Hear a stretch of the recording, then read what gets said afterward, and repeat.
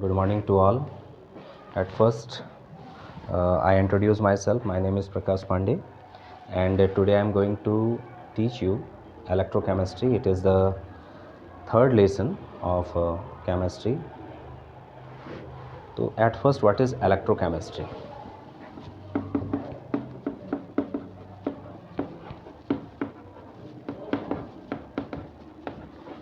Here are two words.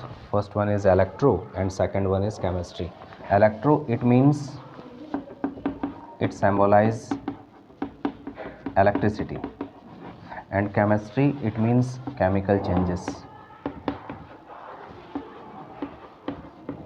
So such type of phenomenon in which electricity is passed through a solution and some chemical changes occur, it will called electrochemistry. तो सबसे पहले इस electrochemistry में हम लोग यही देखेंगे कि किस तरह से इलेक्ट्रिसिटी पास की जाती है किसी भी सॉल्यूशन में, किस तरह से केमिकल चेंजेस होते हैं, कौन से आयंस बनते हैं, कौन कहाँ डिपॉजिट होता है, वही सब स्टडी करेंगे सबसे पहले.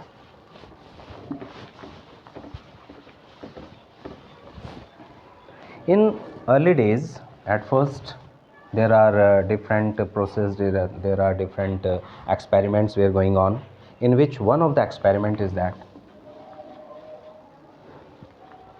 one has taken a container. In this CuSO4 solution, that is aqueous solution of copper sulfate aqueous solution is taken, and one rod is dipped inside it, that is zinc, Zn. At first I am telling what is CuSO4. It is a aqueous solution of copper sulfate. Okay? Aqueous, it means it contains water. It contains two ions, first copper ion and SO4 2 minus. It is called cation, it is called anion. Due to this, इसी के कारण the color of the solution will be blue. It means the natural color of this solution will be blue. Now what happens when zinc rod is dipped inside it? When zinc rod is dipped inside it, some reactions take place. Very important reactions, that this color will be faded. At first zinc is here, it is electropositive in nature. It will lose 2 electron. ये 2 electron lose करेगा and becomes zinc ion. This one is called, ऐसा reaction जिसमें कोई electron lose करता है, this is called oxidation reaction. यहाँ पर oxidation हो रहा है, हियर ऑक्सीडेशन टेक्स प्लेस, और यहाँ से जितने भी आयन्स हैं वो निकल करके इसमें आ जा रहे हैं, Zn2+, Zn2+, and here copper ion, this is Cu2+. Now it will gain, ये क्या करेगा, गेन करेगा 2 इलेक्ट्रॉन को, and it will converts into copper that is solid in nature. तो इस एक्सपेरिमेंट में कुछ चीज़ें देखने को मिलेंगी. वो चीज़ें क्या हैं? फर्स्ट, ये जो जिंक है ना, ये अपना वेट रेड्यूस कर लेगा, धीरे धीरे वो रेड्यूस होता चला जाएगा. दूसरा, इसका जो ब्लू कलर है ना, इट इज़ फेडेड अवे, वो अकेला अलग हो जाएगा. हम लोग देखेंगे कि ये जो कॉपर के आयन है ना, वो यहाँ पर डिपॉजिट मिलेंगे हम लोगों को. There is a deposition of a copper ion, copper का आयन यहाँ पर डिपॉजिट हुआ मिलेगा.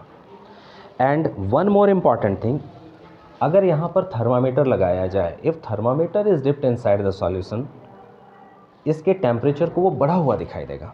मतलब टेम्परेचर इज राइजेस, जिसमें टेम्परेचर बढ़ जाता है वो रिएक्शन होता है एक्सोथर्मिक.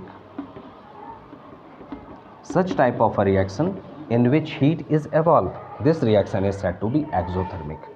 तो ये जो हमारा एक्सोथर्मिक रिएक्शन यहाँ पर हो रहा है, इससे जो फ्री एनर्जी है डेल जी की वैल्यू हो जाती है 0. तो इट इज़ द स्टार्टिंग, ये केवल एक स्टार्ट था जिसमें कि किसी भी सेल का डिज़ाइन तैयार किया जा रहा था. ठीक है, इसके बाद जो सेल डिज़ाइन हुए उनका नाम था voltaic cell, galvanic cell, all are same, ये सारे सेम थे. वोल्टाइक सेल और गैल्वेनिक सेल. अब इसके बारे डिटेल में पढ़ेंगे. स्टॉप कर दो.